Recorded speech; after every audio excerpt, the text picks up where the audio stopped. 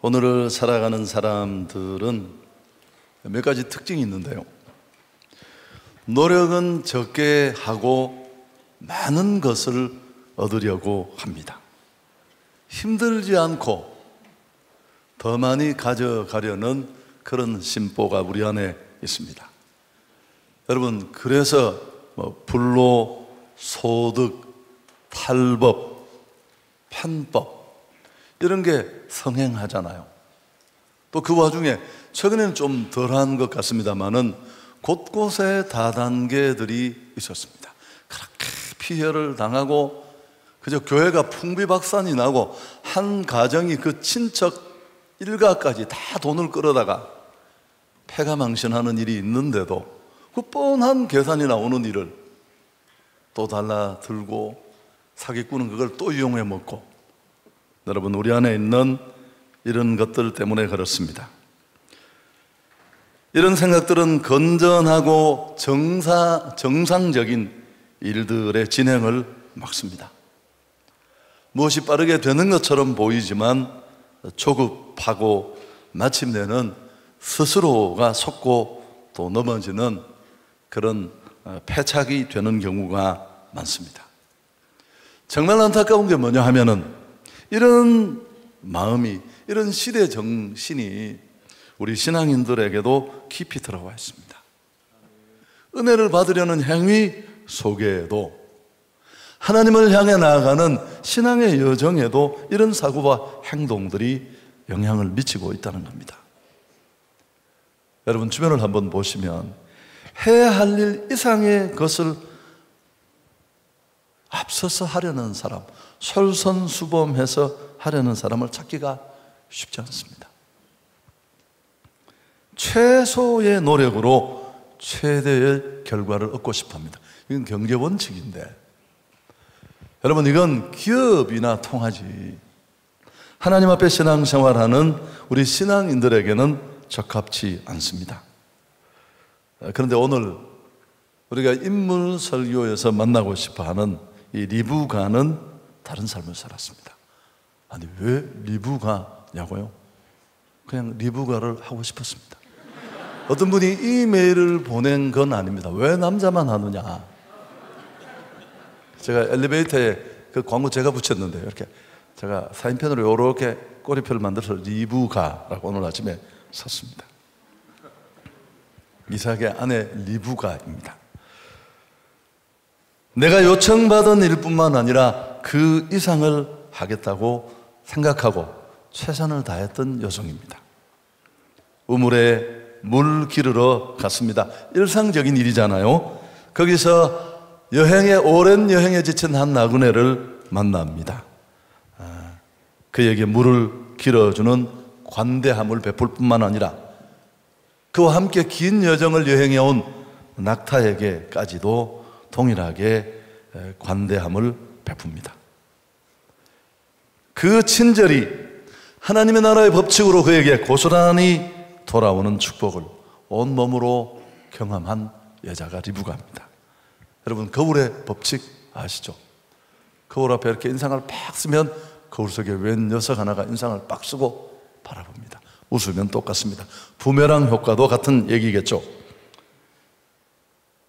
당시 낙타에게 물을 주는 일은 우리 생각과는 차원이 많이 달랐습니다. 낙타를 사막의 배라고 불렀는데, 건조한 사막에서도 장시간 물을 공급받지 않고도 견딜 수 있습니다. 몸속에 물주머니를 가지고 있다는 뜻이죠. 그래서 그 주머니를 다 채우려고 하면 엄청난 양의 물을 마십니다. 3일에서 5일 정도 물 없이 견딜 수 있었으니까요. 지금 720km를 장거리 여행하고 얼마나 사람도 낙타도 목이 말랐을까요? 그리고 여러분, 이 우물은 오늘 16절의 성경을 살짝 보십시오. 그냥 이렇게 평평한 곳에 있는 입구가 솟은 그런 우물이 아니라 한참을 내려가서 물동이를 들고 올라와야 되는, 쉬운 일이 결코 아닙니다. 최소한 10m는 내려가서 움푹한 곳에서 물을 가지고 끌어올려야 하는 웅덩이 형태의 우물이었습니다. 얼마나 번거롭고 힘들었을까? 낙타에게 물 주는 것쯤이야. 그렇지 않습니다. 최소한 2시간 이상은 소요되었을 것입니다. 리브가가 베푼 이 관대함의 친절, 우리가 오늘 좀 살펴봤으면 좋겠습니다. 리브가는 외모만 아름다운 사람이 아니라 그 마음씨가 너무너무 예뻤습니다. 오늘 축복하고 싶습니다. 우리 결혼하지 않은 형제들은 이런 아내를 만나기를 축복합니다. 아멘 하고는 참 어렵겠습니다. 자, 첫 번째, 여러분, 리브가는 내가 요청받은 일뿐이 아니라 그 이상을 하겠다고 생각했습니다. 이 생각이 중요해요. 여러분, 우리가 움직이는 행동은 항상 생각으로부터 출발해요. 내 마음에 여기까지 이만큼만 하겠다고 딱 금이 그어지면 그 이상은 못 넘어가요. 난 월급 받는 만큼, 내가 돈을 받는 만큼 내일만 하겠다, 이런 생각은 오늘 이런 은혜 가까이 절대 결코 나가지 못해요. 리브가는 내가 요청받는 일뿐 아니라 그 이상을 하겠다는 생각이 그의 마음에 있었습니다. 그래서 상대방의 기대치를 뛰어넘는, 그저 내게만 물을 주겠지 했는데 요청도 하지 않은 친절을 그 경계선을 넘어 베풀 수 있었습니다. 종은 리브가에게 자신의 먹을 물만 요구했지만 약대의 물까지 마시겠습니다. 이 은혜로운 구절을 우리가 직접 읽어야 하지 않겠습니까? 19절입니다. 함께 읽습니다. 마시게 하기를 다하고 이르되 당신의 낙타를 위하여서도 물을 길어 그것들로 배불리 마시게 하리이다 하고, 리브가는 물을 구하는 나그네에게만 물을 마시게 하고 집으로 향할 수 있었을 것입니다. 그렇지만 낯선 나그네의 요구를 뛰어넘어서 지친 낙타를 위해서 장시간 물 깃는 수고를 마다하지 않았습니다. 여러분, 이게 우물가에 왔던 그 많은 다른 여자들과 리브가의 차이였습니다. 오늘 이런 은혜로 우리가 정말 나가기를 원한다면 우리 안에 있는 적당주의, 율법적인 생각 끊겨져야 합니다. 형식적인 생색내기. 우리가 정말 리브가 같은 삶을 원한다면 먼저 이런 것들이 오늘 무너져야 합니다. 예수께서는 산상수훈에서 말씀했습니다. 여러분, 산상수훈은 그분이 직접 말씀하신 구원받은 자기 백성의 삶의 실천 강령의 강령집이라고 말할 수 있습니다. 어떤 사람은 이것만 성경이다, 그렇게 말하는 사람이 있을 정도니까요. 오리를 가자 하면 십리를 동행하고 겉옷을 달라 하면 속옷까지 주라. 이게 그분이 우리에게 요구하시는 것입니다. 오늘 리브가가 누렸던 이런 감동적인 삶을 기대한다면 먼저 우리 안에 이런 적당주의와 의례주의가 끊어져야 합니다. 제가 얘기도 여러 번 한 것 같은데, 제 모 교회 목사님, 원로 목사님이 되시고 은퇴하셨는데 제 주례를 해 주신 분이기도 합니다만은, 그분은 맨날 율법과 은혜의 차이를 이렇게 설명했습니다. 마당수는 머슴의 비유를 들었는데, 이분의 유명한 비유예요. 예전 이렇게 머슴이 있고 종이 있던 시절에 아주 부잣집에 정말 머슴이 급한 일이 생겨서 자기 집에 갔습니다. 종살이 하다가. 그래서 주인이 이제 마당을 며칠 쓸지 못해서 곳곳에 어지럽혀졌는데 어떻게 할까 고민을 하는데, 지나가던 한 행인이 요깃거리를 달라고 찾으러 왔습니다. 그래서 항상 너끈하게 객에게 대접을 했더니만 이분이 너무 먹고 감사해서 제가 뭐 도울 일이 없겠습니까? 주인이 아유 가시라고 그냥. 아니 그래도 제가 이렇게 큰 융숭한 대접을 받았는데 뭔가 제가 보답을 하고 싶어요. 아니 괜찮다고 기어코 하겠다고 했습니다. 그래서 주인이 그러면 죄송하지만 우리 집 종이 며칠 집을 가서 다 집 마당이 어지럽혀졌는데 좀 도와줄 수 있겠나? 이분이 마당을 어떻게 쓸었을까요? 멍석 다 뒤지고 깨끗하게. 1번, 이게 은혜의 사람이라는 겁니다. 율법의 사람은 어떤 사람입니까? 얻어먹으러 왔길래 주인이 당신 우리 마당 지금 너무 더러운데 종이 어디 가서 좀 마당 깨끗이 청소해라. 그럼 한 그릇 줄게. 이 사람이 어떻게 했을까요? 처삼촌 묘 벌초하듯이 주마간 성격으로 대충 보이는 데만 쓸고, 왜? 한 그릇 때려야 되니까. 여러분, 이게 율법의 사람이에요. 우리가 얼마나 큰 은혜를 받았습니까? 여러분, 사랑은 받은 것만큼 할 수 있어요. 그래서 부모가 자식을 이유 없이 공부를 몇 등을 하든지 사랑해야 되는 그 존재 자체에 대해서 사랑해야 돼요. 그 이유가 거기에 있습니다. 이게 딸랑딸랑하면 살 수가 없어요. 결혼 생활도 연애도 다 안 돼요. 형제를 사랑하는 일도 어렵습니다. 근데 우리는 이런 사랑의 한계와 갈증을 십자가에서 다 해결한 줄 믿습니다. 우리가 아직 죄인 되었을 때 그 하나님의 큰 사랑이 우리를 덮어주셨어요. 여러분, 저는 정말 부모의 사랑을 너무 많이 받아서 목사가 되기에 적합지 않은 사람으로 이기적인데, 내 제자들 중에 이런 애들이 있거든요. 너무 아파하고 힘들어하고 정상생활이 안 됐던 애들인데 예수님 만나고 다 바뀌어졌어요. 누구보다 더 많이 사랑하는 사람들로. 여러분, 기다리지 맙시다. 누가 내게 뭘 해주기를. 그 뜨거운 십자가의 은혜가 내 안에 있다면 먼저 내가 친절과 관용을 베풀 수 있기를 축복합니다. 영혼을 위한 닭고기 스프라는 글에 나오는 얘기인데요, 미국의 어느 여성 운전자가 샌프란시스코 다리를 건너고 있었습니다.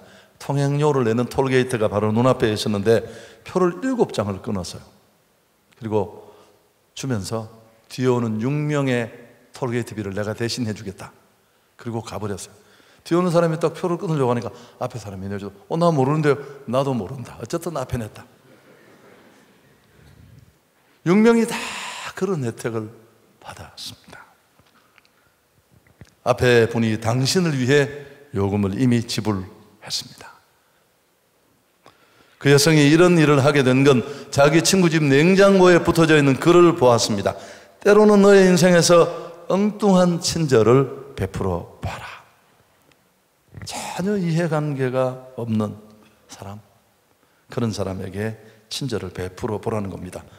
여러분, 그날 그 황당하게 도움을 받았던 6명의 사람들이 온종일 얼마나 기분이 좋았을까요? 누구야? 제가 우리 원단 금식하고 지난해네요. 또 금식하면 배가 고프잖아요. 맨날 먹던 밥인데 그거 한 번 안 먹었다고 왜 그렇게 배가 고픈지.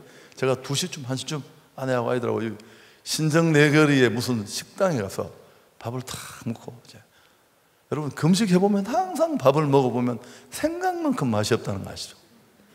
먹기는 먹는데. 그래서 이제 먹고 딱 계산을 하려고 나오는데 누가 계산을 하고 갔다는 겁니다. 찾고 있습니다. 아직도 누군지 모르지만 제가 너무 감사하게 생각하고 있습니다.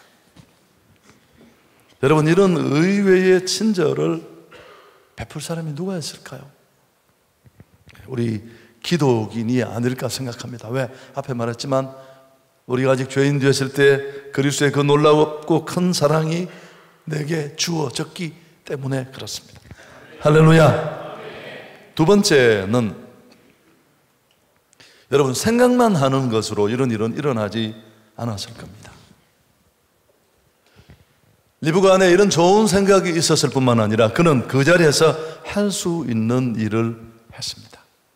부탁받은 것을 하고 그 일을 해주면서 틸틸거리는 게 아니라 한 걸음 더 나아갔습니다. 생전 처음 보는 사람에게 마실 물을 준 것인데 그 일을 마친 후에도 멈추지 않았습니다. 할 수 있는 일을 찾았습니다. 여러분, 예쁘지 않습니까?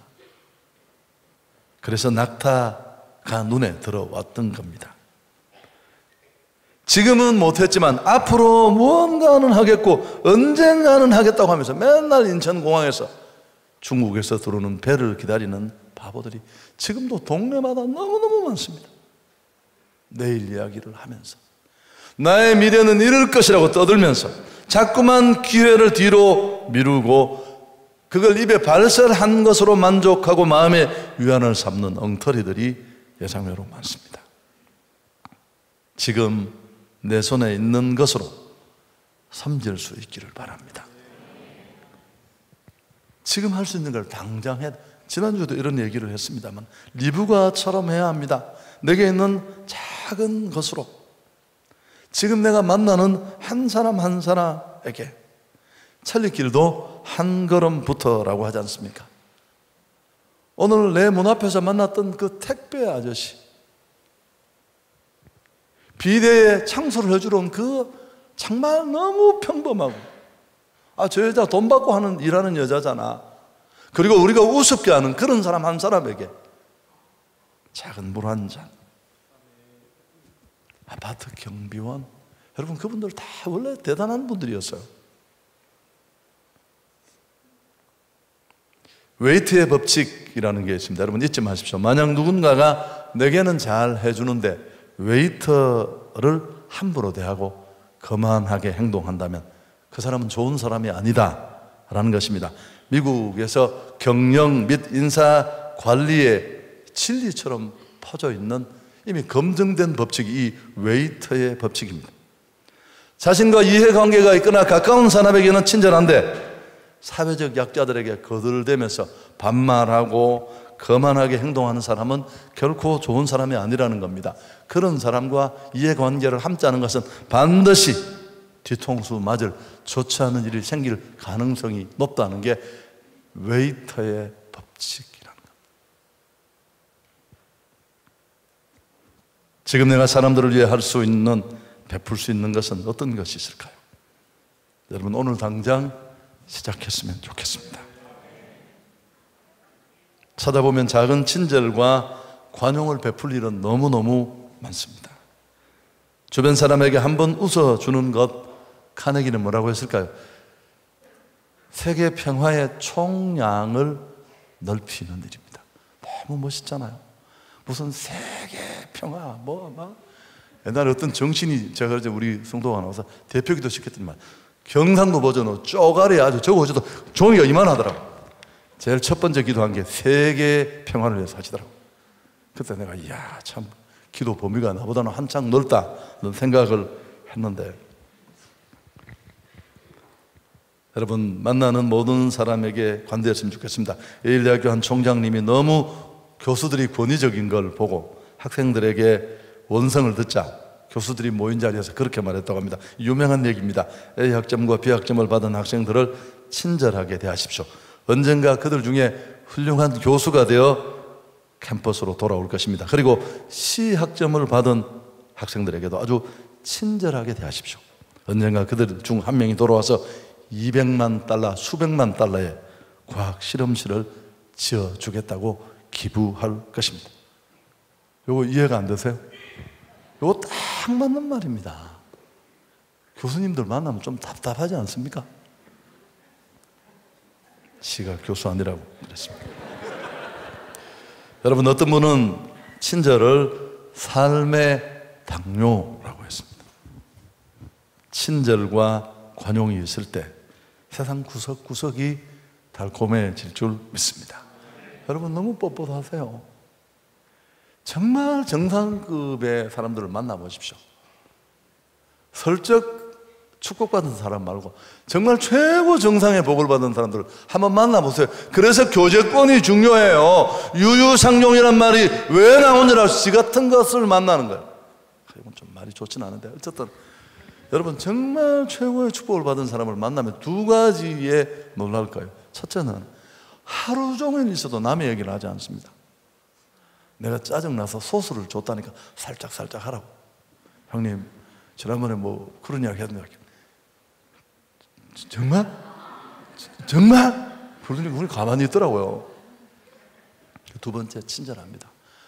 또 한 가지는 너무 겸손하고 별것 아닌 이야기에도 노트 꺼내서 적고, 만나고 가면 비서실에서 행정실에서 전화와가 그게 무슨 얘기냐. 여러분 교만한 사람은 정말 중요한 얘기도 그 중요한 줄을 모릅니다. 또 중요한 줄 알아도 교만해서 뭐 나 무슨 상관이야, 아무 연락이 없습니다. 무슨 말도 없고 요청도 없고 왜 되는지 왜 안 되는지가 다 거기에 있습니다. 자, 세 번째, 여러분, 이런 기대 이상의 노력은 기대 이상의 결과를 가져오는데요. 리브가가 물을 나그네만 마시게 하고 집으로 그냥 돌아갔다면 얼마나 편했을까요? 그냥 원하는 나그네에게 물을 주는 정도는 누구나 손쉽게 할 수 있습니다. 물론 불편하게 하는 분도 있습니다만, 낙타에게까지 물을 주겠다고 말하기 전에 알고 있었을 겁니다. 시간이 얼마만큼 걸리고 어느 정도 그 10m 위를 왔다 갔다 해야 하고 충분히 계산할 정도는 됐을 겁니다. 그렇지만 리브가는 낙타에게 물을 주기로 결심했고 실행했습니다. 앞에 말했지만 그게 우물가에 모였던 다른 여성들과의 차이였습니다. 자, 그런데 이 일의 결과는 너무 놀라웠지 않습니까? 그녀의 인생은 상상치도 못할 방향으로 치닫습니다. 리브가는 기대하는 것 이상의 엄청난 복을 받습니다. 유프라테스 강 주변의 이방 아르메니아 여자예요. 자신의 현숙한 덕망과 이 친절 하나로 하나님 나라의 거인 아브라함의 며느리가 됩니다. 예수님의 모습으로 빗대어지는 이삭의 아내가 되고요. 아멘 안 하는 사람도 이게 얼마나 축복인지를 몰라서 그래요. 여러분, 우리 의사 좋아하잖아요. 안중간 의사부터 진짜 돈 잘 버는 의사까지 사위 보고 신랑 삼으려고 열을 내는데요.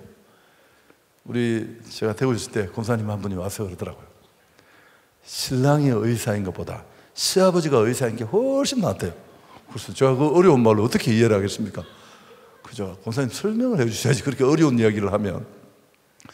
여러분, 신랑이 의사인 사람은 안중근 의사든 진짜 의사든 힘들어요. 조그마한 통소에서 온종일 아픈 사람들 수백 명을 만나가 인상을 찌부리고 그걸 보면서 돈 버는 게 그게 간단한 일처럼 보이세요? 가족들은 그 혜택을 받지만 수백 명을 거르고 집에 돌아오면 그 아저씨가 말하고 싶은 마음이 있겠어요? 없겠어요? 없어요. 그냥 그 돈으로 가족들이 혜택을 누리는데, 시아버지가 의사면 어떻게 했습니까? 애기 낳았다고 1억 보내주시고 새벽기도 갔다고 5천만 원 보내주시고. 이제 깨달으니까 이쪽에 웃음이 나는 거지. 그래서 무슨 복을 받겠습니까, 여러분? 그래서 내가 한참을 생각해보니까 야, 그거 참 맞는 말이다. 신랑이 의사인 것보다 시아버지가 의사인 게 낫겠더라고요.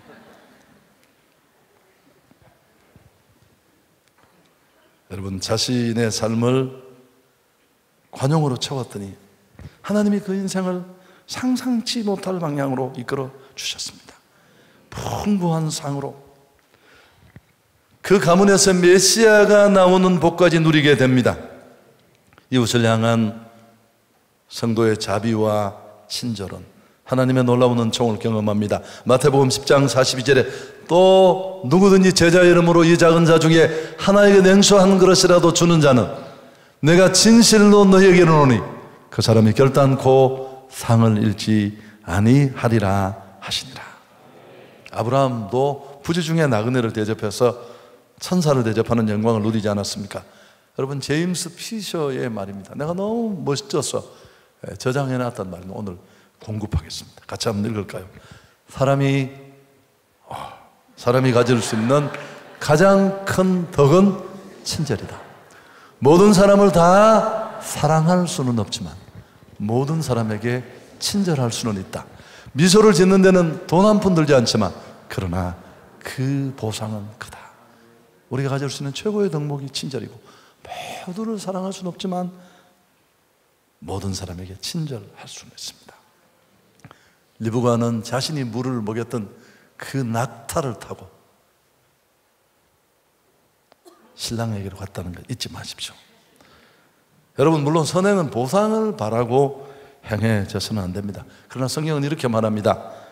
선을 행하되 낙심하지 말지니 때가 이름에 거두리라. 제가 오늘 컴퓨터 기록을 찾았어요. 이 얘기의 공신력을 높이기 위해서 2005년 어느 날 미국에서 세미나가 열렸어요. 교회 성장. 제가 거기 참석을 했는데 우리 원로 목사님을 만났습니다. 그게 벌써 10몇 년 전이에요. 근데 그분이 좀 저를 좋게 보셨어요. 제가 또 이 부모님 밑에서 칼 같은 교육을 받고 자란 사람이어서 기본적으로 예의가 제가 있습니다. 그래서 이제 어쨌든 참 모르시니까 깍듯하게 모셨습니다. 여러분, 그게 인연이 돼서 2009년 5월에 제가 이 교회 2대 담임으로 왔어요. 이게 10년이 됐어요. 물론 여러분, 저는 훨씬 더 큰 교회 목회 잘하고 있었지만 저는 돌아보면 너무너무 감사하죠. 하나님이 나를 인도하셨지만 천사도 오지 않았고 아무도 오지 않았어요. 누가 왔습니까? 원로 목사님이 오셨어요. 바보들은 이걸 아무도 몰라요. 하나님은 우리를 축복하시는데 그 축복을 우리는 사모하는데 그 축복이 어떻게 온다고요? 오늘 내가 만나는 사람, 지금 내가 하고 있는 일을 통해서. 여러분, 그분에게 베푼 그 작은 인간으로서 해야 될 일이고, 뭐 누가 그렇지 않은 사람이 누가 있어요? 그 작은 친절 하나가 하나님의 뜻을 이루는 가교 역할을 하는 것입니다. 자, 설교 정리하겠습니다. 여러분, 가만히 한번 생각해 보십시오. 뜻하지 않은 시간에 예상 밖의 누군가가 나를 이끌고 내 삶을 열어주고 그 반대 일도 가능해요. 다 됐는데 누가 한마디 엉뚱한 얘기를 해서 이를 거르치는 경우도 너무 많습니다.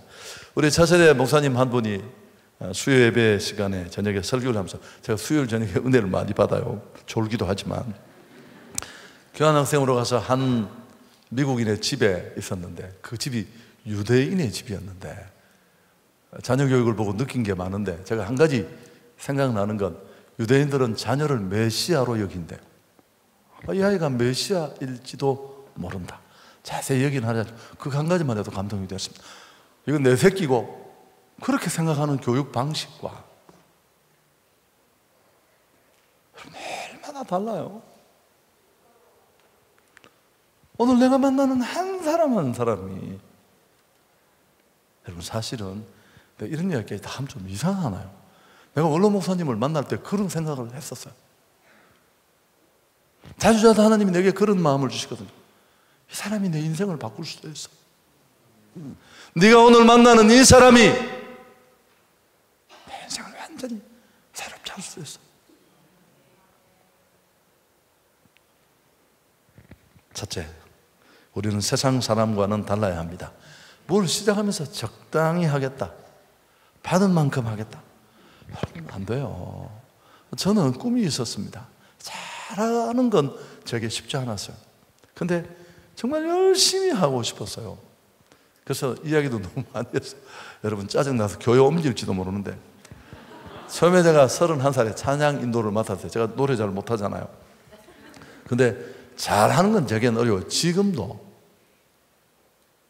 근데 하나님이 열심히 한다는, 그래서 잘한다는 얘기는 좀 들어도 사람이 기술적으로 보이잖아요. 근데 정말 열심히 한다는 소리를 듣고 싶었어요. 그래서 최선을 다해서 최선을. 여러분, 혹시 내 안에 무슨 일을 하든지 짜장면집이든 무슨 대기업이든 이런 생각 가지면 끝납니다. 오늘 이 생각 잘라버릴 수 있기를 바랍니다. 직장도 교회도 관계도 그렇습니다. 오늘 이 축복이 구경이 아니라 정말 내게 되려면 생각부터 바뀌어질 수 있기를 축원합니다. 두 번째, 도전 받았다면 오늘 시작하십시오. 머릿속에 두면 아무짝에 쓸모없습니다. 골만 복잡하고. 계획이건 마음의 도전이건 실행하십시오. 나눔의 계획, 다이어트, 영어 공부, 저도 다시 시작했습니다. 공부해도 아무 진전은 없습니다. 그냥 합니다. 우리 아들이 오늘도 보더니 불쌍해서, 뭐 잘 됩니까? 그래, 열심히 한다. 뭐 그 자식은 한번 가르쳐 준 적도 없습니다. 그냥 나는 하는 거예요. 그리고 여러분, 죄에서 돌아서는 것도 오늘 돌아서셔야 돼요. 지금 엉거주춤한 자세로 머뭇거리지 마십시오. 세 번째, 그렇게 살면 거둘 날이 올 것입니다. 하나님 사람 모두 마찬가지입니다. 제가 마지막에 여기 설교 마치겠습니다. 여기는 참 가슴이 아팠습니다. 제가 국민일보에서 이걸 읽고 스크랩을 해 두었었는데, 한 재미교포가 그 하버드 대학, 제가 영어 공부를 해서 발음이 이렇게 하버드로 나와요. 하버드 대학 의대에 우수한 성적으로 입학할 수 있었습니다. 마지막으로 이제 면접만 통과하면 합격이 결정되는데, 면접 보는 사람이 뭐 자소서나 여러 가지 뭐 에세이 이런 걸 살피던 중에 헌혈 정서가 하나도 없다는 걸 알게 되었습니다. 의사가 될 사람이, 다른 사람의 생명을 다뤄야 될 사람이, 타인을 위해서 헌혈을 한번 해보지 않은 사람이라면 죽어가는 사람을 살릴 수 있는 생명을 책임지기에는 적합지 않다라는 이유로 떨어졌어요. 여러분, 한국이 가르쳐야 될 겁니다. 이런 사람이 의사 되어서 뭐 하겠습니까? 안중근 의사도 어렵고 진짜 의사도 어려워. 이런 마음 가지고 무슨 의사를 하겠습니까? 여러분, 우리 인생은 생각대로 되는 거예요. 크신 하나님의 사랑을 받아 먹고 내 마음의 통을 요만큼 잡아가지고 거기에만 끊임없이 머리를 들이받고 있으면 여러분, 얼마나 슬픈 일이에요. 그렇게 쉬고 그렇게 휴식해서 남는 게 도대체 뭐가 있습니까? 오늘 이 친절 관용이 우리 마음속으로 들어와서 내가 만나는 작은 한 사람을 주님 보듯 하면서 이런 친절을 베풀고 관대함을 베푸는 우리의 남은 생애가 될 수 있기를 축복합니다. 좋으신 하나님께 영광을 돌리겠습니다.